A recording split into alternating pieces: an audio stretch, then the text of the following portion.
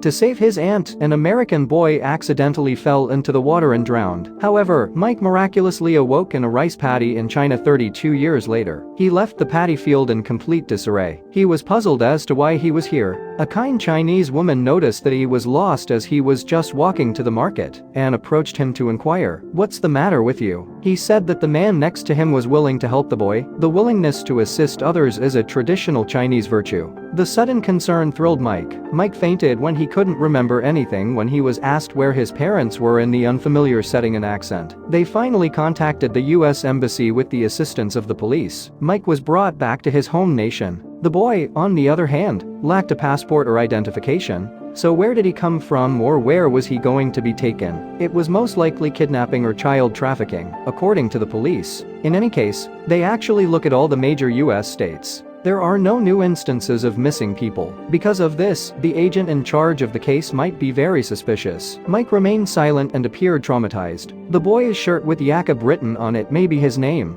which is the only hint. Mike uses his phone to write Arcadia, with the patience of Agent John. Mike's hometown was thought to be that by Agent John. He immediately contacted the local police department's sheriff. However, the opposing side claimed that there was no such person. The precinct did not contain any missing children with the name Jakob either. Agent John was a bit lost. He checked out at Mike in awe, so he called the children's home's phone number and decided to take the boy away. Yet, the kid demanded that he had guardians in a home. The specialist took a gander at the kid's true eyes and chosen to drive him home. He asked Mike to lead him to Arcadia when he got there. With a long-awaited smile, Mike listened and nodded his head. John got in the car and drove away. After a long journey, they finally arrived at their destination. John parked the car in front of a family's house at Mike's signal. He went to ring the doorbell after parking the car. An elderly man opened the door. "Are you the only Mr. Lincoln?" "Alicia, to the best of my knowledge." "Father Jacob, what's going on? Did your son go missing?" "Mine is fine." "That would be fairly unlikely, given that my son passed away 32 years ago." Agent John abruptly displayed a surprised expression. He must have been looking in the wrong place, it appears. He apologized and planned to leave, but Jakob, who had been hiding, suddenly rushed up the steps, yelling for his father, and jumped into his arms. How could this be? The father thought he was having hallucinations as he got older. John was totally perplexed. What in the world is happening here? The man's wife heard the noise at that point and emerged. She was taken aback when she first saw her son, Jakob. She had no idea that her son, who had been dead for 32 years, would suddenly come back to life. She stepped back and softly chanted Jakob, the name of her son. She then brought her son inside, where she told Agent John about his 8-year-old son's drowning at the river while George was at the door. He was skeptical about the possibility of his son, who had been dead for 32 years, reviving. But Jakob was exactly the same as he had been when he drowned, even in his clothes from when he went missing. As she slowly knelt down, the mother reached out to touch her son's cheek with her hand. She paid close attention to her son. The fact that my 8-year-old son had not changed at all surprised me. However, she was extremely old. They both resembled grandchildren more. The mother was overjoyed to see her son once more. However, the father seemed very down. The family didn't know if the man's sudden rebirth after 32 years was a blessing or a curse. Is Jakob in fact their child? His unexpected revival following 32 years of death was a shock to his folks. This is a mystery to everyone. John came across a photo from 32 years ago, as the police were questioning it. He took a picture with his smartphone. The Jakob sheriff heard the news shortly thereafter and arrived immediately. He reprimanded John without realizing the truth. Why would he say that his son is still alive when he will be devastated? To dissuade him, the brother hurriedly went up. Jakob suddenly appeared at that time and greeted the uncle with a warm welcome. The uncle stopped right there. Fortunately, it was daytime. At night, it would have been extremely frightening. Jakob suddenly fell to the ground and went through a full-body convulsion, as he was about to go up to make sure it wasn't a ghost. John rushed to the boy's rescue and took him to the nearby hospital,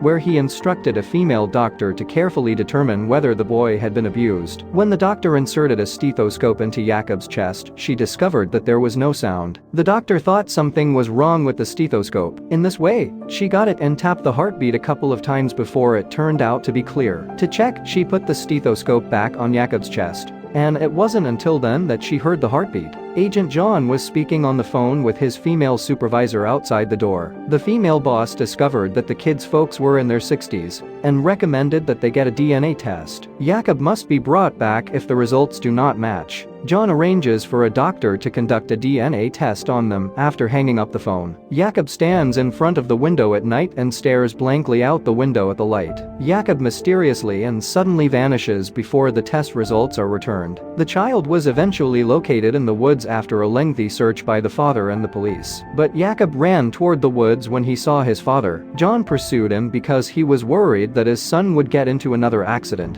While he was playing with his son, he kept having flashbacks to the warm memories of his youth. He felt a lot of nostalgia for this happy time. However, he is extremely old, more than 30 years old, and his physical strength is evidently inadequate. After sprinting to a tree hole, Jakob stopped to throw the toy he had hidden there. This is precisely exact thing his dad gave him in those days. Jakob still appears to be the same child, naive and innocent, despite the many years since his son's return from the dead. The mother treats him like a baby, and if only her son could come back to her side, she would give anything, even her life. However, John was always sane and rational, and he always thought Jakob was odd. He felt a touch of bizarreness in his child, particularly the flood and diet, similar as an exceptionally ravenous phantom. It was amazing that he could consume as much food in one meal as several grown men. The mother, on the other hand, was oblivious to this bizarre behavior and did not seem to care as much. John asked Jakob to recall any previous memories in order to ascertain the truth about the situation. Jakob had a hazy memory of trying to save his aunt,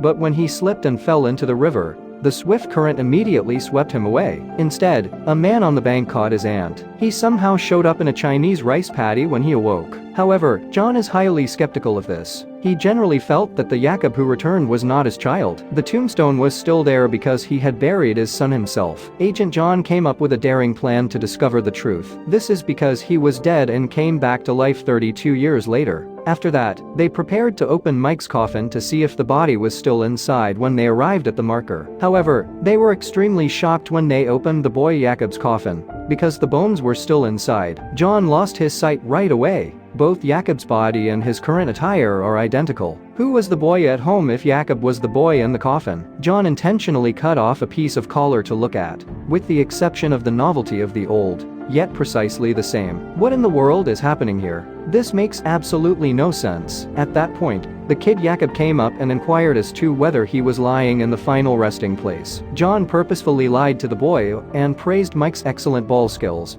because he was concerned about scaring the child. The mother took her son Jakob soccer to the field the following day. They were very happy. However, other parents eventually escorted their children away. They believe that Jakob has become a long-dead ghost, and it appears that the town's residents have been disturbed by the boy's resurgence. Through Jakob's window, youngsters from the town shine a flashlight at night. Fear causes Jakob to have another seizure. John ran out of his room right away to chase the kids away because he couldn't take it anymore. However, a second man returns to life in the town within days of the boy's resurrection. His body has been cremated since he passed away 13 years ago from a heart attack. The man pointed to her and informed his daughter Anna that it wasn't him as there was a black altar there. Anna can only rely on his words when she sees her father. However, the brother is concerned that this father is not real. Two people have resurfaced from the dead at this point. The desire of Agent John to learn the response grew stronger. As a result, the following day, accompanied by a female physician, they discovered the river where Jakob fell into the water. John was told by the female doctor that her mother had drowned with Jakob. She had tried to find out the truth, but she was unsuccessful. A few days after the man was raised from the dead,